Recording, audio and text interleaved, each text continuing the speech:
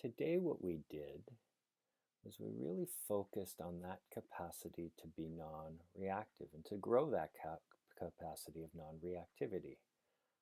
And it's a really important capacity because I think if we sort of look back at some of the most challenging experience of our lives, we often see that the initial experience, although it may have been painful, wasn't probably what made it the most challenging. It was probably some action that we took, usually unconsciously or sort of automatically, that exacerbated the situation, whether it's a conflict with another person in an argument or some major event in our life, albeit those can be very challenging and painful, of course. Sometimes the most skillful response is a non-response. And that's, of course, not a non-response. It's a different kind of response.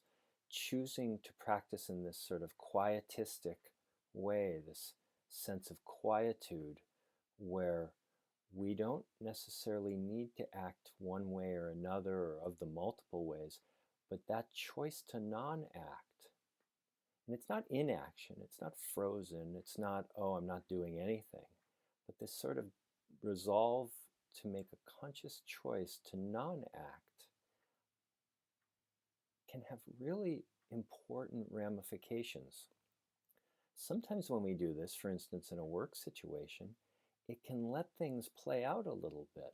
Sometimes we act too hastily. It's sort of the Romeo and Juliet syndrome, right? We act too hastily before we have all the facts. And you can never have all the facts, but before we have enough facts.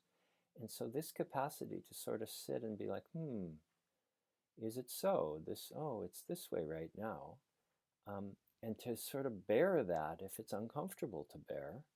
And then we get to see the thing unfold, the situation, whether it's a multiple people making a decision together, or there's a big decision and it's all on you, and you're getting information and there's a stream of information.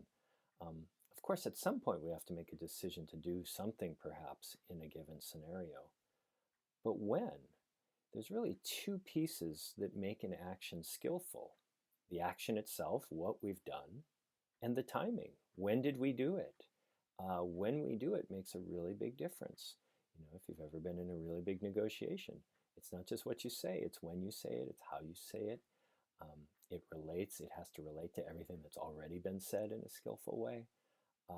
And so this capacity to non-act and to take a quietistic stance, and we practice this when we practice mindfulness in a seated formal way, when translated into our work and personal life, can be really useful because it gives us this capacity to let things unfold, to really see them for what they are before we interject something hopefully useful. Only when we look closely, only when we see closely can we even have a sense of what may be useful. And that's the other thing that happens when we pause. We give ourselves a little bit longer to see.